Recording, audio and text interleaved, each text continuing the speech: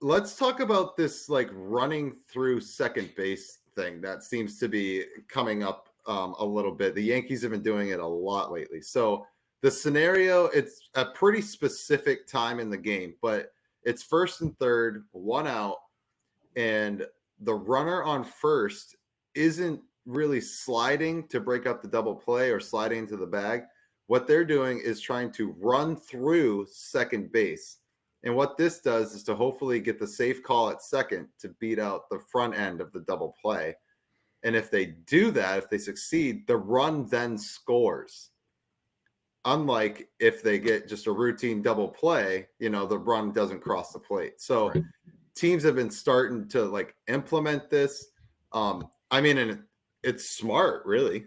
It's a way to get that extra run across the board, but because you're going to be out of the inning anyways, right? So you might as well just run through second base, try to beat the throw there. And if you overrun second base and you get picked off or get caught in a pickle, like it doesn't matter. The run scores, which is still better than what the previous outcome was going to be. So strategically, it's crazy. It's weird, but the Yankees have done it 3 or 4 times in the last couple of weeks I've seen. So pretty cool. Yeah, I think you got to have the right runner at first base too, though. Oh, for sure. He's got to be fast enough to make it close. I mean, because you can't be halfway there and just still running through. I mean, I got to imagine that would be some sort of obstruction if you get in the way of him throwing the ball to first base. Yeah. Right. You're not running that to Trevino at first. No, one of these guys is going to wear it. Like, right. I mean, if it's to the point, like if I'm the shortstop, it's a ground ball to second base, and I'm the shortstop and I'm covering and it's not a bang bang where he's trying to like beat it out, but he's simply like one of these guys is gonna wear it. Yep. And then that'll be kind of an adjustment. But I mean, it's interesting. I mean, I'm here for it for like these teams and players and coaches trying to find like additional ways to get additional runs across, right? Yeah. I mean, baseball games are typically close. I mean, obviously you're going to have blowouts, right? But the majority of games are within 1 or 2 runs. I mean, if you can find a way to steal an extra run here or there, I mean, that's the difference. And I'm all for teams that just put extra pressure on the defense. Just make them make plays. The more opportunities you make these guys have to make plays, the more chance you have at miscommunications, errors, all those things, right, are going to prop up if you just put a little pressure on them. So I'm for that 100%. So that's the other part of it is like, even if they're getting the out at second base before he gets there, the throw to first is like crazy wild. So like they've scored a run on that too, because the shortstop or second base has come across, the guy's coming in at you at full speed, and then they throw the ball into the stands or into the dugout. So that's, it's just another part of that strategy. Yep. Put pressure. Yeah, exactly. And if you see a guy like Aaron Judge coming at you full speed and he's not diving, there's a little bit of an intimidation factor too for the guy turning it.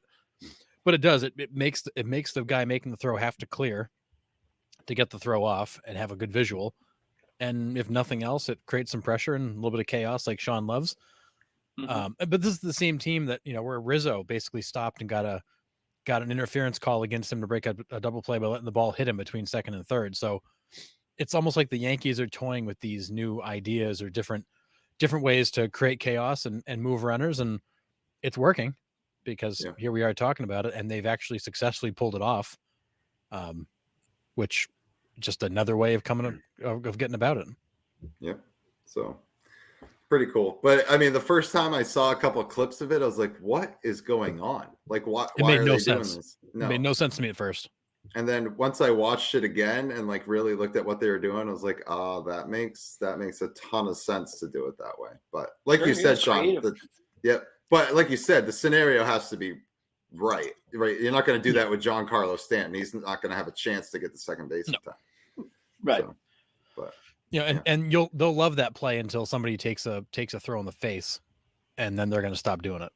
Yeah, I think it was Jorge Posada took one in the face, and he was actually sliding into the bag. So like it's crazy. So I mean, we'll see, but I just thought it was kind of weird. So I thought I feel like we're in the last couple of years. We've seen these teams like really think outside the box on how to like make things harder, make things different.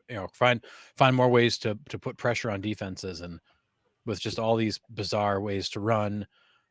Pitch clock certainly to their advantage, but we've even seen different approaches at the plate. Like, I feel like everybody's looking for an edge. Where can I find a little bit more offense? Where can I maybe squeeze out a little bit more? And I love the fact that they're experimenting. They're trying to find new ways to do things. And that's baseball, man. Baseball, that's what makes it so great, is every night you turn the TV on, it seems like you see something you haven't seen before. And like, this is just another thing. And it's teams always trying to get that edge, right? So it was just pretty cool. But like I said, the first couple times I saw it, I was like, what the hell is going on? Like, this is Made no sense. Yeah. So pretty cool. But